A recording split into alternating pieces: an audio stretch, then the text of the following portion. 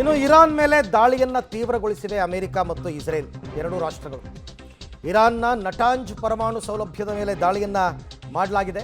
ನಟಾಂಜ್ ಪರಮಾಣು ಸೌಲಭ್ಯ Israel America ದಾಳಿ ನಡೆಸಿದ ಬಗ್ಗೆ ಇರಾನ್ ಈಗ ಹೇಳಿಕೆಯನ್ನ ಕೊಟ್ಟಿದೆ. ದಾಳಿಯಿಂದ ವಿಕಿರಣ ಸೋರಿಕೆ ಆಗಿಲ್ಲ ಅಂತ ವರದಿ. ಪರಮಾಣು ಕೇಂದ್ರ ಇರಾನ್ ಮೇಲೆ ಇಸ್ರೇಲ್ ಮತ್ತು ಅಮೆರಿಕದ ದಾಳಿಯ ಪರಿಣಾಮಗಳನ್ನ ನೀವು ನೋಡ್ತಾ ಇದ್ದೀರಿ. ಇರಾನ್ನ ನಟಾಂಜ್ ಪರಮಾಣು ಸೌಲಭ್ಯ, ಪರಮಾಣು ವಿಕಿರಣಗಳು ಸೋರಿಕೆ ಆಗ್ಬಿಟ್ರೆ ಅದು ಇನ್ನೊಂದು ರೀತಿ ತಿರ್ಕೊಂಡ್ಬಿಡುತ್ತೆ ಯುದ್ಧ. ಹಾಗಾಗಿಲ್ಲ ಅಂತ ಹೇಳ್ಕೊಂಡಿದೆ ಇರಾನ್. ದಾಳಿ ಮಾಡಿರೋದು ನಿಜ, ಆದರೆ ವಿಕಿರಣ ಸೋರಿಕೆ ಆಗಿಲ್ಲ, ಹಾಗಾಗಿ ಸದ್ಯಕ್ಕೆ ಬಚಾವ್ ಅಂತ ಹೇಳ್ತಾ ಇದ್ದಾರೆ.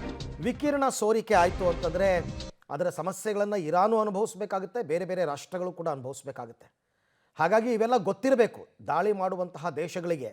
ಸುಮ್ಮನೆ ಕಣ್ಣು ಮುಚ್ಕೊಂಡು ದಾಳಿಗಳನ್ನ ನಡೆಸೋದಲ್ಲ, ಎಲ್ಲಿ ಟಾರ್ಗೆಟ್ ಮಾಡಬೇಕು, ಮಾಡೋದ್ರಿಂದ ಏನು ಹಾನಿ ಆಗುತ್ತೆ.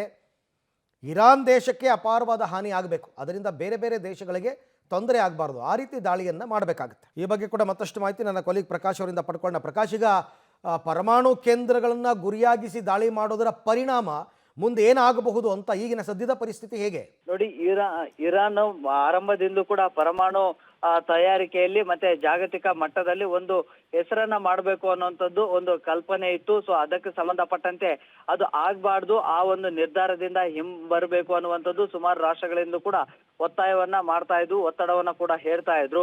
ಪರಮಾಣು ಘಟಕಗಳನ್ನ ಸ್ಥಾಪಿಸಬಾರ್ದು ಮತ್ತೆ ಅದರ ಪ್ರಯೋಗ ಕೂಡ ಆಗ್ಬಾರ್ದು ಅಂತೇಳಿ ಅಮೆರಿಕ ಕೂಡ ಅದಕ್ಕೆ ವಿರೋಧವನ್ನ ವ್ಯಕ್ತಪಡಿಸ್ತಾ ಇತ್ತು. ಆದಾಗ್ಯೂ ಕೂಡ ಇರಾನ್ ನಿರಂತರವಾಗಿ ತನ್ನ ಪ್ರಕ್ರಿಯೆಗಳು ಮತ್ತೆ ಉತ್ಪಾದನೆಯ ವ್ಯವಸ್ಥೆಗಳೇನಿದಾವೆ ಅದನ್ನ ಹಾಗೆ ಮುಂದುವರಿಸಿಕೊಂಡು ಹೋಗಿದ್ವು.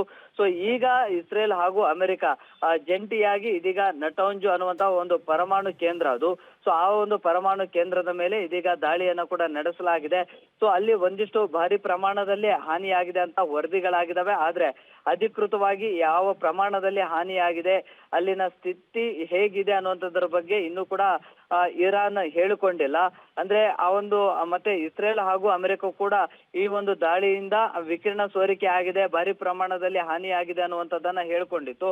ಆದ್ರೆ ಇರಾನ್ ಈ ಬಗ್ಗೆ ಅಧಿಕೃತವಾಗಿ ತನ್ನ ಈ ಒಂದು ಪರಮಾಣು ಕೇಂದ್ರ ಏನಿದೆ ಅಲ್ಲಿ ಯಾವ ಪ್ರಮಾಣದಲ್ಲಿ ಹಾನಿಯಾಗಿದೆ ಅನ್ನುವಂಥದ್ರ ಬಗ್ಗೆ ಇನ್ನೂ ಕೂಡ ಒಂದು ಅಧಿಕೃತ ಹೇಳಿಕೆಯನ್ನ ನೀಡಲಿಲ್ಲ. ಆದ್ರೆ ದಾಳಿಯಿಂದ ಯಾವುದೇ ಸಮಸ್ಯೆ ಆಗಿಲ್ಲ, ವಿಕಿರಣ ಕೂಡ ಸೋರಿಕೆ ಆಗಿಲ್ಲ ಅನ್ನುವಂಥದ್ದು ಮಾತ್ರ ಹೇಳಿದೆ. ಸೊ ಆದ್ರೆ ಇಲ್ಲಿ ತುಂಬಾ ಡ್ಯಾಮೇಜ್ ಅನ್ನ ಮಾಡಿದೀವಿ ಅಂತ ಹೇಳಿ ಇಸ್ರೇಲ್ ಹಾಗೂ ಅಮೆರಿಕ ಕೂಡ ಹೇಳಿಕೊಂಡಿದೆ.